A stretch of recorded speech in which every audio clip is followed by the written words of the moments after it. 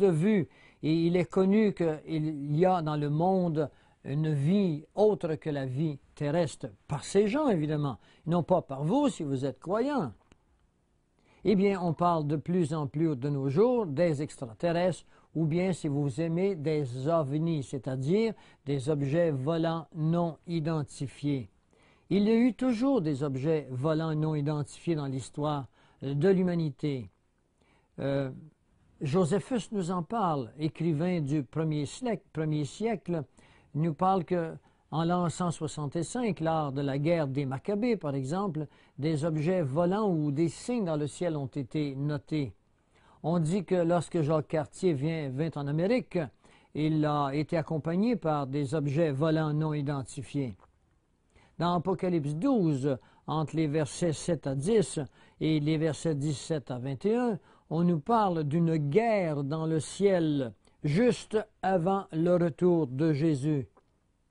Et puis finalement, dans Luc 17 au verset 26, et bien sûr, je vous invite à ne pas me croire naïvement parce que je vous le dis, même si nos déclarations sont le fruit de longues et coûteuses recherches en argent et en temps, je vous invite à aller faire ces recherches afin que vous arriviez à des convictions, parce que le fruit de la conviction est la paix à l'intérieur de soi.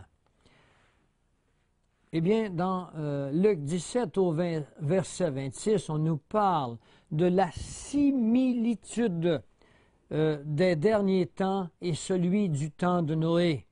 Il nous a dit qu'il en sera de même à la fin des temps qu'il en fut du temps de Noé. Eh bien, s'il en fut de notre époque, qu'il en est de notre époque comme il en fut du temps de Noé, il nous faut, pour savoir ce qui arrive aujourd'hui, connaître ce qui arriva du temps de Noé.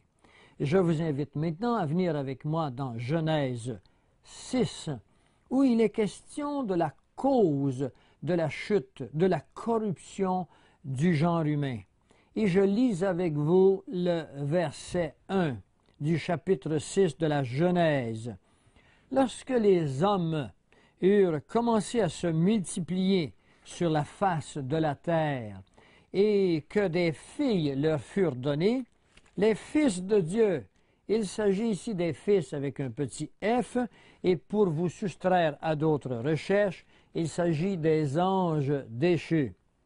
Parce qu'il y a les fils de Dieu, les anges de Dieu, les bons anges, et il y a les fils de Dieu, les mauvais anges, ceux qui furent déchus dans la rébellion avec Lucifer.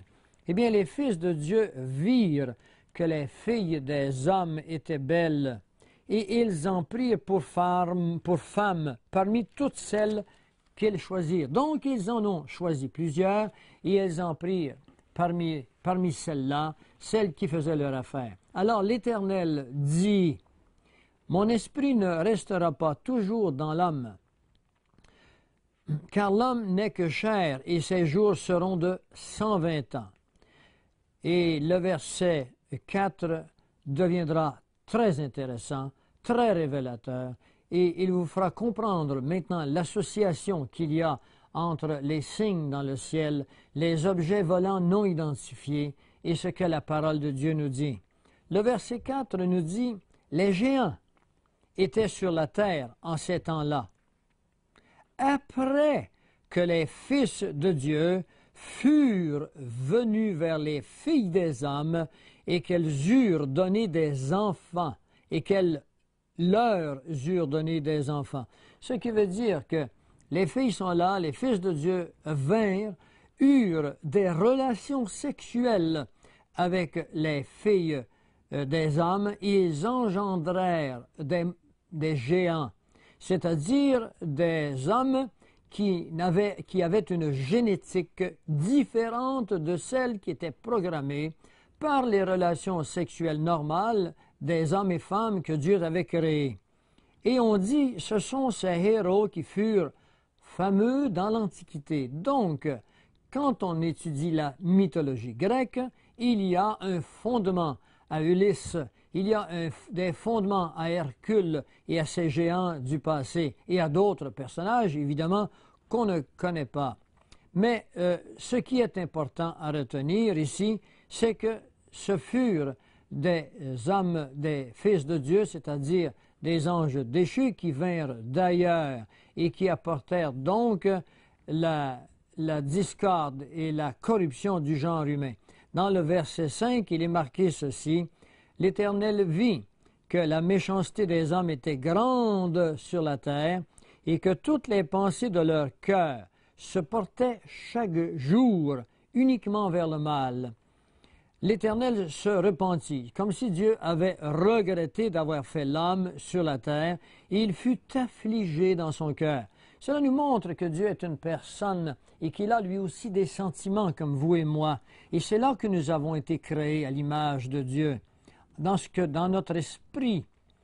Et l'Éternel dit: « J'exterminerai de la face de la terre l'homme que j'ai créé depuis l'homme jusqu'au bétail, aux reptiles, aux oiseaux du ciel, car je me repens de les avoir créés. » Et c'est là que vint le déluge, et Dieu trouva que en Noé était un personnage qui n'avait dans sa génération jamais eu de relation sexuelle avec ces anges, ces fils de Dieu qui vinrent du ciel. Et c'est ce qui permit à Dieu de continuer son plan à travers la génération de Noé. La Bible ne nous dit pas que Noé était spirituellement parfait, mais qu'il était génétiquement parfait. Et il amena le déluge parce que la race humaine s'était accouplée avec des gens d'une autre race, d'une race angélique qui avait pris des corps en venant de ce monde. Eh bien, ces personnages qui amènent sur la planète Terre les problèmes que nous avons connus, la corruption, on le voit également, si vous voulez bien aller dans Jude, le livre qui précède l'Apocalypse, au verset 6 et 7, il nous a dit une autre chose des plus intéressantes.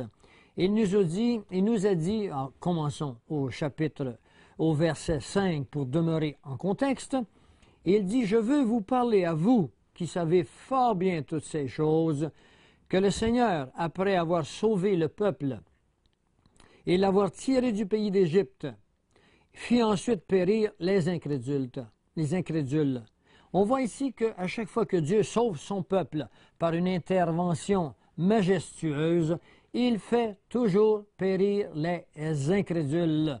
Je vous dis cela parce que dans Matthieu 25, il est question du jugement des nations. Si nous sommes à la fin des temps, Dieu sortira bientôt son peuple. C'est ce que nous vous expliquerons dans les minutes qui suivront, parce que ici, Dieu fait sortir son peuple d'Égypte, il le sauve de l'esclavage du Pharaon de l'Égypte, et il fit périr les incrédules. De la même façon, bientôt, Dieu va venir juger les nations. Il est venu une première fois pour apporter le salut. Nous avons eu 2000 ans pour accéder à ce salut. Maintenant, il vient pour juger ceux qui se sont soustraits à ce salut. Et une fois de plus, il demeurera fidèle à sa parole. Il soustraira son peuple du jugement qui vient sur ce monde. Et nous vous montrerons comment dans les prochaines 20 minutes qui suivront. Et il est marqué ensuite, et fit ensuite périr les incrédules, mais il y a quelque chose de particulier ici. Il y a un que il a réservé, c'est-à-dire qu'il a réservé pour le jugement du grand jour. Il nous a dit qu'il a réservé pour le jugement du grand jour, il a enchaîné éternellement